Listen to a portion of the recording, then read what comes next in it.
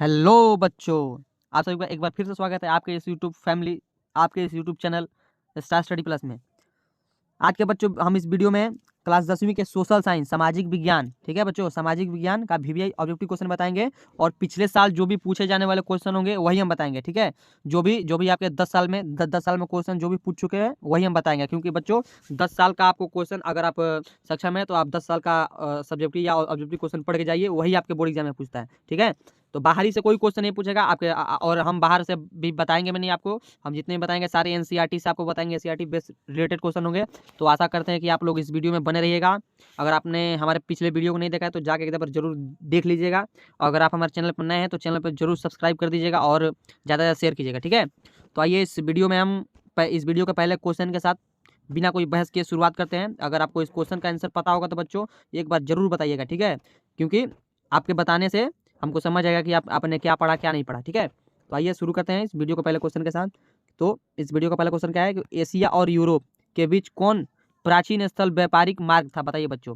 ये बच्चों 2018 में आपको पूछा गया है और 2019 में और 2021 में 3 साल बच्चों पूछा गया है। 20 में नहीं पूछा गया था, लेकिन इस बार ये पूछेगा। ठीक है, गारंटी एकदम पूछेगा ही पूछेगा। एशिया और यूरोप के बीच, ठीक है, एशिया और यूरोप के बीच कौन, देखिए बच्चों, एशिया और यूरोप के बीच कौन प्राचीन स्थल व्यापारिक मार्ग है? बच्चों अगर आपको इस क्वेश्चन का आंसर बच्चों पता है तो जल्दी से कमेंट सेक्शन में बताइए, जल्दी से बताइए। और नहीं पता है तो बच्चों देखिए इसका उत्तर होगा रेशम मार्ग। ठीक है, रेशम मार्ग जो है वो एशिया और यूरोप के बीच प्राचीन स्थल व्यापारिक मार्ग था। कौन? रेशम मार्ग, रेशम मार्ग, ऑप्शन नंबर बी। अब इस वीडियो का दूसरा नंबर क्वेश्चन बच्चों देखिए क्या है कि चौरी चौरा कांड। देखिए बच्चों चौरी चौरा कांड, ठीक है, चौरी चौरा कांड बच्चों ये भी आपके बहुत ही भी ऑब्जेक्टिव क्वेश्चन है कि बच्चों ये जो है क्वेश्चन, ये 3 साल लगातार क्वेश्चन पूछा है आपसे। क्वेश्चन नंबर 2, ठीक है, चौरी चौरा कांड जो है के बाद गांधी जी ने निम्नलिखित में से किस आंदोलन को बंद कर दिया था? बताइए बच्चों, वो कौन सा आंदोलन था? तो वो था असहयोग आंदोलन। असहयोग आंदोलन जो था वो चौरी चौरा कांड के बाद गांधी जी ने इस आंदोलन को बंद कर दिया था। ठीक है, कौन सा आंदोलन था? उसका नाम क्या था? असहयोग आंदोलन। देखिए बच्चों इसमें 2 क्वेश्चन बनता है। देखिए बच्चों ये पहला क्वेश्चन तो ये हो गया और दूसरा क्वेश्चन कि गांधी जी ने, ठीक है, गांधी जी ने कौन सा आंदोलन शुरुआत किया था? बच्चों उन्होंने कौन सा आंदोलन चलाया था? इसमें से अगर दे देगा खिलाफत आंदोलन, ठीक है, या बंद बंद करने का सोचा था या बंद कर दिया, बंद कर दिया तो असहयोग आंदोलन। और गांधी जी के द्वारा कौन सा आंदोलन चलाया गया था? तो उसका भी होगा असहयोग आंदोलन। ठीक है, अब देखिए बच्चों तीसरा नंबर क्वेश्चन बच्चों क्या होगा कि अंतर्राष्ट्रीय मजदूर दिवस कब मनाया जाता है? बताइए बच्चों, ये बच्चों वीवीआई ऑब्जेक्टिव क्वेश्चन है, ये बच्चों वीवीआई ऑब्जेक्टिव क्वेश्चन है। क्योंकि बताइए बच्चों इसका क्वेश्चन का आंसर बच्चों को पता होना चाहिए, क्योंकि अंतर्राष्ट्रीय मजदूर आंदोलन बच्चों वो मनाया जाता है 1 मई को। 1 मई को क्या किया जाता है? अंतर्राष्ट्रीय मजदूर दिवस मनाया जाता है। कब? 1 मई को। अब देखिए बच्चों चौथा नंबर क्वेश्चन क्या है? चौथा नंबर क्वेश्चन है कि वर्तमान में भारत में कितने केंद्र शासित प्रदेश है? बताइए बच्चों, इस क्वेश्चन का आंसर बच्चों आपको पता होना चाहिए, क्योंकि ये आपके बोर्ड एग्जाम में नहीं, आपके आपके हर एक जितने भी कंपटीशन लेवल के एग्जाम अगर आप जाते हैं, अगर आप देने के लिए जाते हैं 10वीं पास करके, तो ये जो 3 और 4 क्वेश्चन नंबर है ना, ये आपको पूछेगा ही पूछेगा। और खासकर 4 नंबर क्वेश्चन जो है, 4 नंबर क्वेश्चन बताइए बताओ, वर्तमान में भारत में कितने केंद्र शासित प्रदेश हैं? बच्चों बताइए कितने हैं? तो वो है 9। ठीक है, 9 है केंद्र शासित प्रदेश। ठीक है, आपके भारत में वर्तमान में केंद्र शासित प्रदेशों की संख्या कितनी है? तो वो है 9। ठीक है, अगला हमारे बच्चों देखिए क्वेश्चन क्या होगा कि सूचना का अधिकार, देखिए बच्चों सूचना का अधिकार संबंधी कानून कब पारित हुआ था? बताइए बच्चों, सूचना का अधिकार संबंधी कानून कब पारित हुआ था? बच्चों कब हुआ था? तो वो था 2005 में। ठीक है, 2005 में हुआ था सूचना का अधिकार संबंधी कानून का पारित कब हुआ था बच्चों? 2005 में। अगला नंबर क्वेश्चन बच्चों देखिए क्या होगा 6 नंबर क्वेश्चन। 6 नंबर क्वेश्चन किसने कहा था? बताइए किसने कहा था? लोकतंत्र जनता के द्वारा तथा जनता के लिए शासन है। शासन है बच्चा, बताइए बच्चों इसको, ये जो शब्द है इसको किसने कहा था? ये जो भी है, ये लोकतंत्र जनता के द्वारा तथा जनता के लिए शासन है। बताइए इसको किसने कहा था? इस लाइन को बच्चों किसने कहा था? तो वो कहा था अब्राहम लिंकन ने। अब्राहम लिंकन जो थे उसको उन्होंने कहा था कि लोकतंत्र जनता का और जनता के द्वारा तथा जनता के लिए शासन है। कौन कहा था? अब्राहम लिंकन ने। अगला नंबर क्वेश्चन बच्चों देखिए क्या होगा पंचायती राज संस्थाओं को संवैधानिक दर्जा किस संविधान संशोधन से प्राप्त हुआ? बताइए बच्चों, जो पंचायती राज संस्थाओं को संवैधानिक दर्जा किस संविधान संशोधन से प्राप्त हुआ? बताइए बच्चों वो कौन सा संशोधन था, संविधान संशोधन था जो प्राप्त हुआ? तो बच्चों बताइए क्या होगा? तो वो था 73वां था संविधान संशोधन, जिसके संवैधानिक दर्जा मिला था, ठीक है, पंचायती राज को, ठीक है, 73वां। अगला नंबर क्वेश्चन बच्चों देखिए क्या होगा, भारत में लोकतंत्र की सफलता में क्या बाधा है, बताइए बच्चों। जो भारत में लोकतंत्र की सफलता में बच्चों क्या बाधा है, बताइए बच्चों। कौन सा इसमें से उत्तर होगा, भारत में लोकतंत्र की सफलता में क्या बाधा है बच्चों। इस क्वेश्चन का आंसर बच्चों अगर पता है तो हमारे कमेंट सेक्शन में जरूर बताइए, क्योंकि बच्चों ये जो क्वेश्चन है ये वीवीआई ऑब्जेक्टिव क्वेश्चन है, एक बार जरूर बताइए, ठीक है, क्योंकि ये 4 साल लगातार पूछा है, 1 साल गैप देकर 2020 में नहीं पूछा था बस, नहीं तो 2018 19, ठीक है, 20 में नहीं पूछा था, 21 और 22 4 साल बच्चों ये पूछा है, और आशा करते हैं कि इस बार भी ये क्वेश्चन आएगा, ठीक है। तो भारत में लोकतंत्र की सफलता में क्या बाधा है, बताइए बच्चों, क्या बाधा है। तो बच्चों बताया वो है अशिक्षा, गरीबी, बेरोजगारी, ये बच्चों तीनों है, ठीक है, इनमें से सभी, ठीक है, शिक्षा भी है, गरीबी है और बेरोजगारी है, ठीक है, क्योंकि अगर शिक्षा नहीं हो, ठीक है, अशिक्षा, अगर आप शिक्षित नहीं हो तो आप लोकतंत्र की सफलता को आप फायदा ही नहीं उठा सकते हैं, ठीक है, आप उसका कोई लाभ उससे नहीं है। अगर आप गरीब है तो भी आप लाचार है, और बेरोजगार है तो भी, अगर आपके पास पैसा ना हो, देखिए जाहिर है कि आप गरीब हैं तो आपके पास पैसा नहीं होगा, और बेरोजगारी अगर आप नहीं कर रहे हैं, अगर मान लीजिए आप रोजगार, आपके पास कोई भी नौकरी नहीं है, अगर आप ऐसे ही घूम रहे तो पैसा नहीं होगा, तो आपको ऐसे ही आपको कोई नहीं पूछेगा, और आप शिक्षित रहते हैं तो आपको जॉब मिल जाएगा, इसीलिए आपको शिक्षा बहुत ज़रूरी है। और गरीबी तो हर एक देश में नहीं है, लेकिन थोड़ा बहुत है, लेकिन आपको गरीब नहीं रहना है, ठीक है, आपको पढ़ लिख के बहुत बढ़िया बनना है और अच्छा करना है, ठीक है, तो इनमें से सभी होगा, ठीक है। ऑप्शन अब देखिए, क्वेश्चन नंबर 9 का, बिहार में रज्जू मार्ग कहाँ है, बताइए बच्चों। बिहार में रज्जू मार्ग जो है वो कहाँ है, तो वो है राजगीर में, ठीक है, राजगीर में रज्जू मार्ग है, ठीक है, राजगीर में क्या है, रज्जू मार्ग है, ठीक है, राजगीर में कौन सा मार्ग है बच्चों, रज्जू मार्ग, ठीक है। अगला नंबर क्वेश्चन बच्चों क्या होगा, सासाराम नगर का विकास कब हुआ था, बताइए बच्चों। जो सासाराम जो नगर था उसका विकास बच्चों कब हुआ था, तो वो हुआ था मध्य युग में, ठीक है, मध्य युग जो में सासाराम नगर का विकास हुआ था, कब हुआ था, मध्य युग में। अगला नंबर क्वेश्चन बच्चों देखिए क्या होगा, कि गोविंद सागर कृत्रिम जलाशय संबंधित है, बताइए बच्चों। जो गोविंद सागर कृत्रिम जलाशय संबंधित है, तो इसमें से क्या होगा बच्चों, वो है भाखड़ा नांगल बांध से, ठीक है, भाखड़ा नांगल बांध से क्या है, गोविंद सागर कृत्रिम जलाशय संबंधित है, किससे, भाखड़ा नांगल, देखिए बच्चों, नांगल बांध से, ठीक है, भाखड़ा नांगल बांध से क्या है, गोविंद सागर कृत्रिम जलाशय संबंधित है। अगला नंबर क्वेश्चन बच्चों देखिए क्या होगा, 12 नंबर क्वेश्चन, कि सर्वाधिक भूस्खलन प्रवण राज्य है, बताइए बच्चों। सर्वाधिक भूस्खलन प्रवण राज्य कौन सा है, बताइए बच्चों, कौन सा इसमें से, तो ये है बच्चों उत्तराखंड जो है वो सर्वाधिक भूस्खलन प्रवण राज्य है, ठीक है।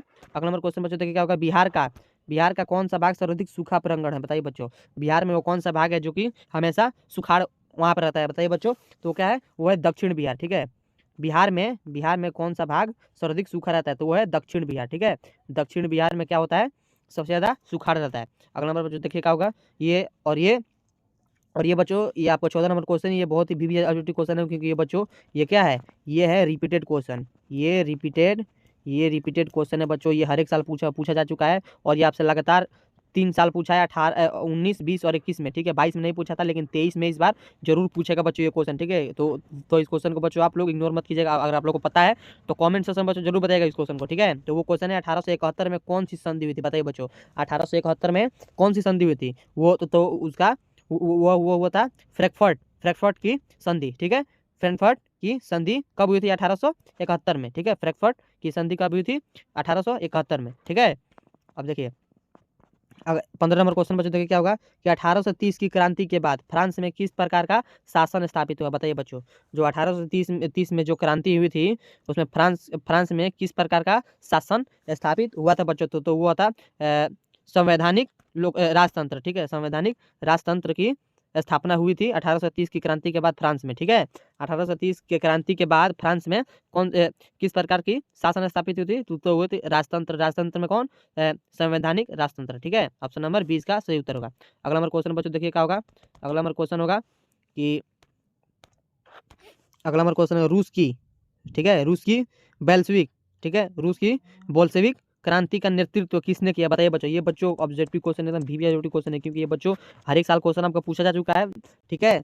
तो ये बच्चों 3 साल रिपीटेड क्वेश्चन है ये भी, और 2017 में भी एक बार पूछा था, और 19, 20 और 21, ठीक है, 4 साल बच्चों पूछा है ये। तो रूस में बोल्शेविक क्रांति का नेतृत्व किसने किया था बच्चों, तो वो थे लेनिन ने, ठीक है। लेनिन जो थे उन्होंने रूस में बोल्शेविक क्रांति का नेतृत्व किया था, किसने, लेनिन ने। अगला नंबर क्वेश्चन बच्चों देखिएगा, भारत में भारत में राष्ट्रीय आय की गणना कौन कौन करता है, बताइए बच्चों। भारत में राष्ट्रीय आय की गणना बच्चों कौन करता है, तो वो करता है सीएसओ, ठीक है, सीएसओ, ठीक है, सीएसओ जो करता है केंद्रीय सांख्यिकी संगठन, ठीक ठीक है, केंद्रीय सांख्यिकी संगठन, ठीक है, सांख्यिकी संगठन। अगला नंबर क्वेश्चन बच्चों देखिए क्या होगा, निम्न में से कौन कौन पिछड़ा राज्य है बच्चों। ये तो आपको पता होना चाहिए बच्चों, क्योंकि आप लोग बिहार से अगर है तो आपको इस क्वेश्चन का आंसर पता होना चाहिए, तो वो है बिहार, इसका उत्तर होगा बिहार, ठीक है। निम्न में कौन सा पिछड़ा राज्य है, तो वो बिहार है, ठीक है।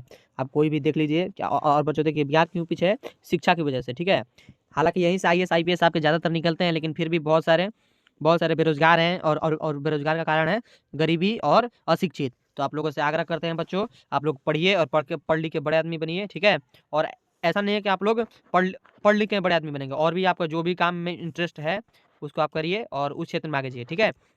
अगला नंबर क्वेश्चन बच्चों देखिएगा कि आर्थिक क्रियाओं का क्या उद्देश्य है, बताइए बच्चों, आर्थिक क्रियाओं का क्या उद्देश्य है, तो वो है जीविकोपार्जन, ठीक है, जीविकोपार्जन, ठीक है, जीविकोपार्जन है वो आर्थिक क्रियाओं का उद्देश्य है, क्या, जीविकोपार्जन, ठीक है, जीविकोपार्जन।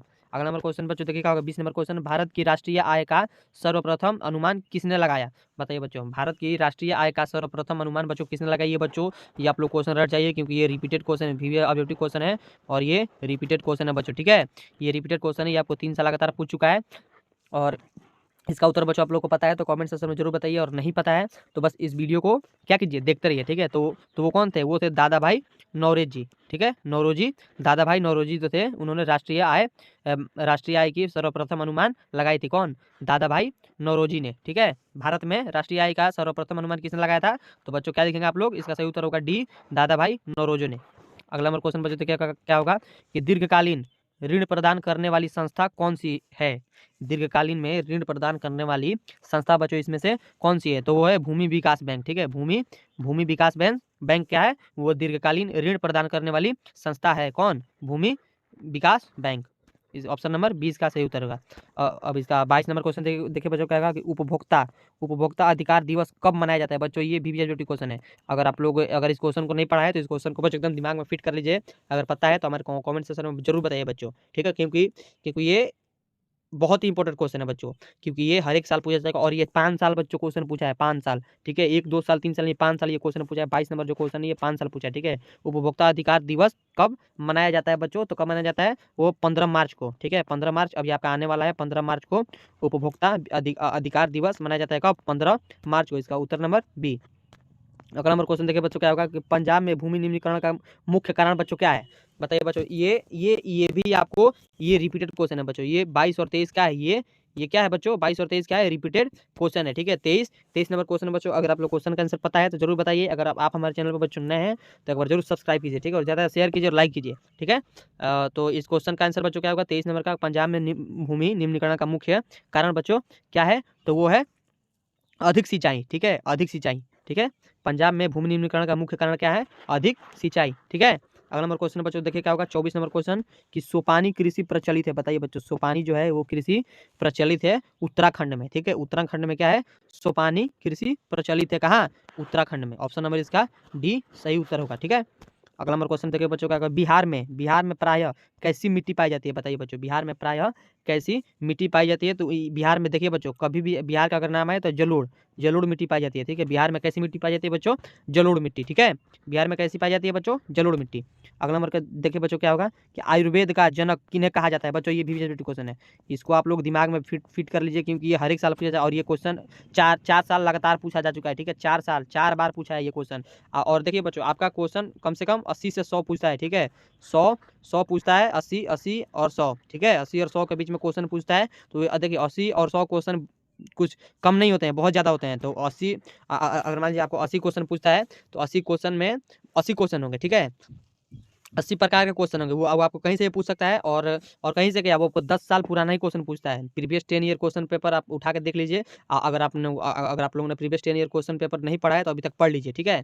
और हम प्रीवियस 10 ईयर का क्वेश्चन पेपर ही आपको देते हैं, ठीक है, और जो भी ऑब्जेक्टिव क्वेश्चन हम चुन के क्वेश्चन आपको देते हैं, ताकि आपको कोई भी परेशानी ना हो, अगर आप एग्जाम देने जाएँ तो कोई भी आपको परेशानी ना हो, ठीक है। आयुर्वेद का जनक किन्हें बच्चों कहा जाता है, बताइए बच्चों, आयुर्वेद का जनक किन्हें कहा जाता है, तो वो है चरक को। ठीक है, चरक को क्या कहा जाता है, आयुर्वेद का जनक कहा जाता है। अब 27 नंबर क्वेश्चन पर देखिएगा, बिहार में कितने प्रतिशत क्षेत्र में वन है, बताइए बच्चों। ये भी आपको बच्चों ये कॉम्पिटिशन लेवल का क्वेश्चन है बच्चों, ये कॉम्पिटिशन लेवल का क्वेश्चन है, ये आप लोग याद कर लीजिए। और ये आपको बोर्ड एग्जाम में भी नहीं, आपके कॉम्पिटिशन लेवल के भी एग्जाम में पूछता है। अगर आप कोई भी 10th का एग्जाम देके अगर आपको और भी कहीं भी कोई भी एग्जाम देने जाएगा तो ये क्वेश्चन जरूर पूछेगा। ठीक है, बिहार में कितने प्रतिशत क्षेत्र में वन है या पानी है, ठीक है, ये जरूर पूछेगा। तो वो है 7%। ठीक है, क्षेत्र में क्या है आपके, वन है। ठीक है, 7% क्षेत्र में क्या है, वन है।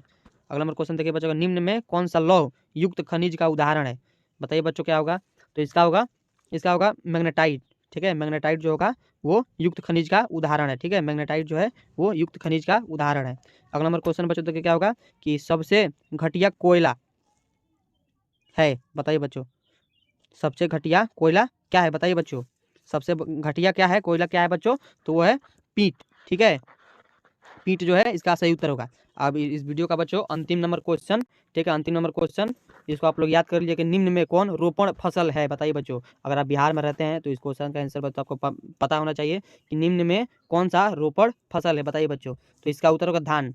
ठीक है बच्चों, अगर आप बिहार में हैं, अगर आप खेती करते हैं, आपके पास खेत है, तो इसका क्वेश्चन का आंसर बच्चों आपको पता होना चाहिए कि निम्न में से कौन सा रोपण फसल है, तो वो है धान। क्योंकि अगर आप धान की खेती करते हैं तो धान का पहले आप लोग बीज लेते हैं, पहले उसको बीज को उपजाते हैं, उसके बाद उसको उखाड़ के फिर दूसरे खेत में क्या करते हैं, उसको रोपते हैं। ठीक है, रोपण का कार्य करते हैं कब, जब आपके पास बीज तैयार हो जाता है तब। ठीक है, तो आशा करते हैं कि ये वीडियो बच्चों आप लोगों को पसंद आया होगा। अगर आप लोग हमारे चैनल पर नए हैं तो एक बार चैनल को जरूर सब्सक्राइब कीजिए और ज़्यादा शेयर कीजिए। और क्या कीजिए बच्चों, पढ़ते रहिए, क्योंकि आप लोगों का एग्जाम बहुत ही अब नज़दीक आ चुका है। अगर आप लोगों ने अभी तक कुछ नहीं पढ़ा है तो हमारे वीडियो को ज़्यादा से ज़्यादा देखिए, और मैं गारंटी देता हूँ कि आप लोग ऑब्जेक्टिव में ऑब्जेक्टिव अगर 80 आ रहा है तो उसमें से आपको हम 60 एकदम आप लोग जो ऑब्जेक्टिव मार्क आइएगा। ठीक है, एकदम ऑब्जेक्टिव क्या करना है, एकदम रट लेना है। ठीक है, अगर आप लोग देखिए, अगर कोई भी आप लोग काम इंजॉय करके करते हैं तो एकदम मस्त होता है। अगर कोई भी आप काम इंजॉय लेके करते हैं तो बढ़िया से होता है। अगर आप कोई भी काम इंजॉय से नहीं करेंगे तो कोई काम नहीं होगा आपसे। तो आशा करते हैं कि आप लोग इंजॉय करके मेरा वीडियो देखते होंगे, और आपसे मिलते हैं तब तक अगले वीडियो में। तब तक क्या करते रहें बच्चों, आप लोग पढ़ते रहें।